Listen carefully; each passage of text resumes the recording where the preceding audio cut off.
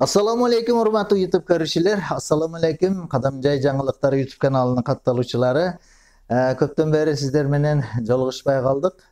Жүйөлүү себептерге көрө.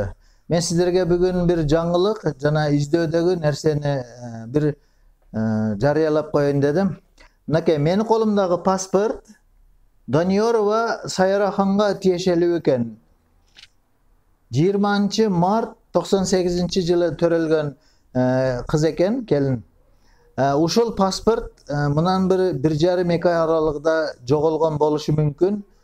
Бүгүн бир жакшы инсан ушуну таап алган экен, мага көтөрүп алып келди. Сиз шуну жарыялаңыз, келип алып кетсин деп. Менен бул жерде эми республикабызда шайлоолор көп болуп, мен ошо шайлоо участкасында иштегениме байланыштуу бул кыздын адресин аныктадык.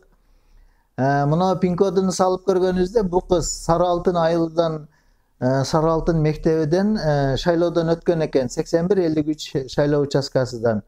Ошого таянып туруп айтамын, бул кыздын Даниорова Сайрахандын дареги Сары Алтын айылында болушу мүмкүн.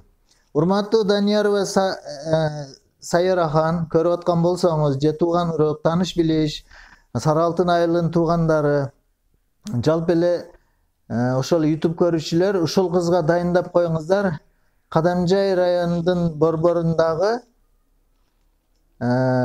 Байтушун банктын үстү жагында, ошол менин студияма келсе алып кетет.